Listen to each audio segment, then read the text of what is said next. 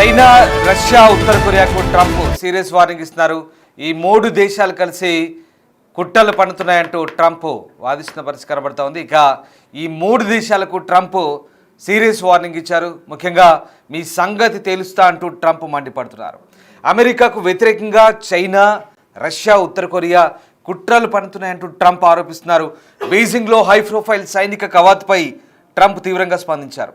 కవాతులో hypersonic క్షిపణులు, అలాగే advanced డ్రోన్లు, ఆయుధాల ప్రదర్శన అమెరికాను హెచ్చరిందికే అంటూ జిన్పింగ్, పుతిన్, కిమ్తో కలిసి ఆయుధ ప్రదర్శన చేపట్టారంటూ జోరుగా చర్చ జరుగుతోంది. ఈ నేపథ్యంలో సోషల్ మీడియాలో ట్రంప్ స్పందించారు. కుట్రలు పన్నితే అంతు తెలుస్తానంటూ ట్రంప్ పోస్ట్ పెట్టారు. చైనా ఆయుధ ప్రదర్శనతో పాటు రెండో ప్రపంచ యుద్ధంలో చైనా కోసం పోరాడిన అమెరికన్ సైనికుల త్యాగాలను గుర్తించాలంటూ ట్రంప్ కోరుతున్నారు. ట్రంప్ ఆరోపణలపై పుతిన్ స్పందించారు. అమెరికాపై కుట్రలు ఏమీ చేయలేదంటూ పుతిన్ మాట్లాడిన పరిస్థితి కనబడుతోంది. సో మొత్తం మీద చైనాతో కలిసి రష్యా, ఉత్తర కొరియాలు అమెరికాపై కుట్రలు చేస్తున్నాయంటూ డొనాల్డ్ ట్రంప్ సంచలన ఆరోపణ చేశారు. పుతిన్ తీరు తనను తీవ్ర నిరాశకు గురిచేసిందని, వాషింగ్టన్పై మూడు దేశాలు కుట్ర చేస్తున్నాయంటూ ధ్వజమెత్తారు. బీజింగ్ సైనిక పరేడ్లో రష్యా అధ్యక్షుడు వ్లాదిమిర్ పుతిన్, ఉత్తర కొరియా నేత కిమ్ జోంగ్ ఉన్లు, చైనా అధ్యక్షుడు షీ జిన్పింగ్తో కలిసి అమెరికాపై కుట్ర పన్నుతున్నారంటూ ట్రంప్ చేసిన వ్యాఖ్యలపై అటు మాస్కో స్పందించింది. ట్రంప్ ఆరోపణలు రష్యా తోసిపుచ్చింది. ఇవి పూర్తిగా సత్యదూరమైనవంటూ స్పష్టం చేసింది. అంతేకాదు ట్రంప్ మాటలు నవ్వుకునేలా ఉన్నాయని ఆయన ఆరోపించినట్లు పుతిన్ ఎటువంటి కుట్రలు చేయలేదంటూ తేల్చి చెప్పింది. ఇక తన సొంత సామాజిక మాధ్యమం ట్రూత్ సోషల్ పోస్ట్ పెట్టిన ప్రెసిడెంట్ ట్రంప్ రెండో ప్రపంచ యుద్ధంలో చైనా స్వాతంత్రాన్ని రక్షించడం కోసం తమ దేశమైనటువంటి అమెరికన్లు కూడా భారీ మూల్యం చెల్లించాల్సి వచ్చిందని అన్నారు. చైనాకు అమెరికా అందించిన అపారమైన మద్దతు, స్నేహపూర్వకంగా లేని విదేశీ ఆక్రమణదారుడి నుంచి స్వేచ్ఛను పొందేందుకు అమెరికన్లు రక్తాన్ని చిందించారా లేదా అంటూ జిన్పింగ్ సమాధానం చెప్పాలంటూ ప్రశ్నించారు. విజయం, కీర్తి కోసం చైనా పోరాటంలో చాలామంది అమెరికన్లు కూడా మరణించారని, అది చైనా గుర్తెరగాలంటూ ట్రంప్ వ్యాఖ్యానించారు. ఇక వారి ధైర్యం, త్యాగాలకు సరైన గౌరవం దక్కుతుందని నేను ఆశిస్తున్నానంటూ జిన్పింగ్కు అద్భుతమైన చైనా ప్రజల వేడుకలు గొప్పగా జరుపుకోవాలని ఆశిస్తున్నానంటూ మరోవైపు ఆ సెలబ్రేషన్స్ గురించి కూడా విష్ చేసిన పరిస్థితి. సో ఈ రకంగా అమెరికాకు వ్యతిరేకంగా కుట్ర పన్నుతున్నందున అటు పుతిన్, కిమ్ జోంగ్ ఉన్లకు హృదయపూర్వక అభినందనలు అంటూ కూడా డొనాల్డ్ ట్రంప్ వెటకారంగా ట్వీట్ను ముగించాడు. డొనాల్డ్ ట్రంప్ చేసిన ట్రూత్ సోషల్ చేసిన ట్వీట్ ఇప్పుడు ఇది వైరల్గా మారుతుంది. The big question to be answered is whether or not president Xi of China will mention the massive amount of support and blood that United States of America అంటూ ఆయన చేసిన tweet. అంటే అమెరికాల త్యాగాలను మీరు మర్చిపోయారా అంటూ ఆయన ట్వీట్ చేశారు. The blood that United States of America gave to China in order to help it to secure it's freedom from a very unfriendly foreign invader అంటూ ఆయన చేశారు. రైట్, ఇప్పటిదాకా దాని సారాంశం వినిపించాను. ఇక ఈ ఆరోపణలపై మరోవైపు రష్యా అధికారిక టెలివిజన్ అనే ప్రశ్నకు క్రెమ్లిన్ విదేశాంగ అధికారి యూరీ ఉషకోవ్ ఖండించారు. ఎవరు కుట్రలు పనడం లేదన్నారు, ఎవరు ఎలాంటి కుట్రలు చేయడం లేదని, అలాంటి కుట్రలు లేవని తాను అనుకోవట్లేదన్నారు. ట్రంప్ వ్యంగ్యంగా మాట్లాడి ఉండవచ్చు, ఎవరికి అలాంటి ఆలోచన కూడా లేదు. ఈ ముగ్గురు నాయకుల్లో ఎవరికి ఇలాంటి ఆలోచన, ఆ చర్చే రాలేదంటూ చెప్తున్నారు. ప్రస్తుతం అమెరికా అధ్యక్షుడు యంత్రాంగం ట్రంప్ వ్యక్తిగతంగా పోషిస్తున్న పాత్ర ప్రస్తుతం అంతర్జాతీయ పరిస్థితుల్లో అమెరికా ట్రంప్ వ్యక్తిగత ఆలోచన విధానాన్ని అందరూ అర్థం చేసుకుంటారంటూ ఆయన చురకలందించారు. ఇక సైనిక పరేడ్ను ఉద్దేశించి జిన్పింగ్ మాట్లాడుతూ ప్రస్తుతం శాంత యుద్ధం అనేది పరిస్థితి ఎదుర్కొంటుందని వ్యాఖ్యలు చేసిన అనంతరం ట్రంప్ సోషల్ మీడియాలో ఈ పోస్ట్ పెట్టారు. సో ఆ రకంగా ప్రపంచం శాంతి గురించి, యుద్ధం గురించి ఒక రెండు క్వశ్చన్ మార్కులు వేశారు. దీంతో ఒకసారిగా అటు జిన్పింగ్ వ్యాఖ్యలు కూడా ఆసక్తిని రేపాయి. సో మొత్తం మీద Vladimir Putin, Kim Jong Un తన పక్కనుండగా జిన్పింగ్ పాశ్చాత్య బెదిరింపుదారులకు ఒక రకమైన సందేశం పంపినట్టయింది. మొత్తం మీద చైనాలో చేసినటువంటి విక్టరీ డే వేడుకలు ఒకసారిగా అగ్రరాజ్యం అమెరికాని కుదిపేసిన పరిస్థితి కనబడుతోంది. సో భారత్, చైనాలపై అమెరికా అధ్యక్షుడు డొనాల్డ్ ట్రంప్ విధించిన సుంకాలపై ఇటు వ్లాదిమిర్ పుతిన్ కూడా స్పందించారు. రెండు దేశాల లక్ష్యంగా విధిస్తున్న టారిఫ్లు సరికాదంటూ హెచ్చరించారు. ట్రంప్ యంత్రాంగం ఈ రకమైన టారిఫ్లతో ఆసియాలోని 2 అతిపెద్ద దేశాలను అణగదొక్కే ప్రయత్నం చేస్తుందంటూ కూడా ఆరోపించారు. ఆర్థికపరమైన ఒత్తిళ్లలో దేశాలను లొంగదీసుకునే ప్రయత్నం సరికాదంటూ ఒక్కసారిగా పుతిన్ చురకలంటించారు. సో ఆ రకంగా రష్యా అధ్యక్షుడు పుతిన్ చైనా మిలిటరీ పరేడ్ తర్వాత మీడియాతో మాట్లాడారు.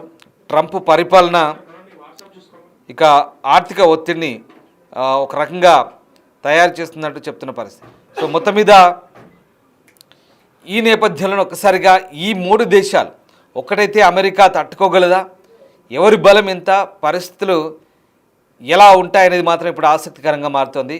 సో ఒక రకంగా ఇప్పుడు నిన్న చైనాలో జరిగిన ఆ పరేడ్ చూస్తే కనుక నిజంగా కళ్ళు చెమ్మగిలాల్సిందే. అట్లాంటి పరేడ్ జరిగింది.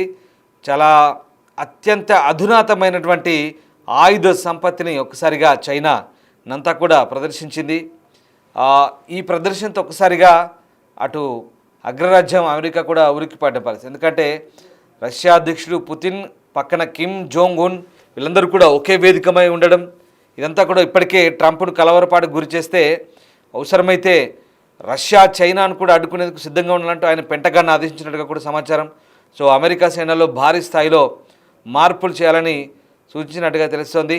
ఇక నిన్న ఆ బీజింగ్ విక్టరీ డే పరేడ్ల సందర్భంగా చైనా ఆయుధ ప్రదర్శన తర్వాత ట్రంప్ తీవ్ర ఆరోపణలు ఎత్తి చేశారు. ఈ 3 దేశాలు కూడా తమపై కుట్ర చేసినట్టు చేస్తున్న ఆరోపణలు కూడా మొత్తం మీద ఒక్కసారిగా ఈ మొత్తం వ్యవహారాన్ని ఒక్కసారిగా ఆసక్తిని రేపుతున్నాయి. సో ఓవరాల్గా ఇప్పుడు ఈ 3 దేశాలు కలిసి నిజంగా అమెరికాను భయపెడుతున్నాయా అనేది ఆసక్తికర చర్చ. సో చైనా ఈ DF-5Cని ప్రదర్శించింది. ఇది ఒక బాలిస్టిక్ క్షిపణి, అంటే ఖండాంతర క్షిపణి.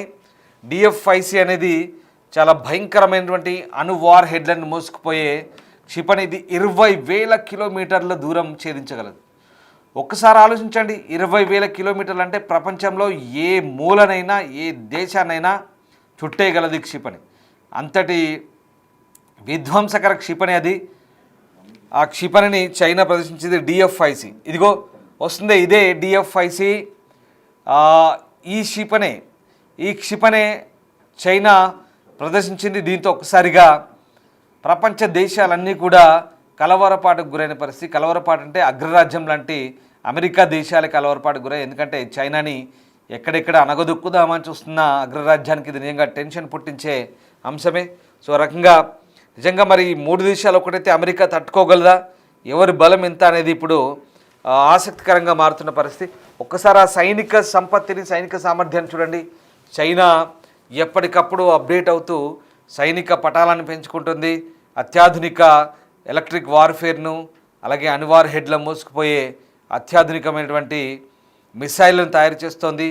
హైపర్సోనిక్ మిసైల్ అంటే కనురెప్పపాట్లో, కన్ను మూసి తెరిచేలోపే 1000 కిలోమీటర్ల దూరం వెళ్ళి అక్కడ లక్ష్యాలను ఛేదించగలిగినటువంటి ఆయుధాలను ఒక్కసారిగా నిన్న చైనా ప్రదర్శించడంతో ఒక్కసారిగా అగ్రరాజ్యం అమెరికా అయితే ఉలిక్కిపడ్డ పరిస్థితి.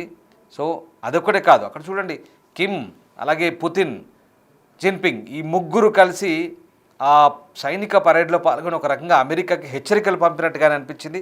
సో ఏదేమైనా ఈ ఒకసారిగా రష్యా, చైనా, అలాగే ఉత్తర కొరియా దేశాధినేతలు ఒకే వేదికపై భారీ సైనిక ప్రదర్శన చేయడంతో ఇది బల ప్రదర్శనగా మారిందనే వాదనలు కూడా వినిపిస్తున్నాయి. చైనా నుంచి నేరుగా అమెరికాకి హెచ్చరికలు పంపినట్టుగానే చాలామంది భావిస్తున్నారు.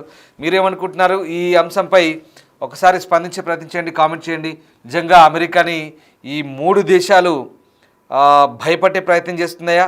ఈ 3 దేశాలు ఒక్కటైతే అమెరికా తట్టుకోగలదా అనేది ఆసక్తికరంగా మారుతున్న పరిస్థితి.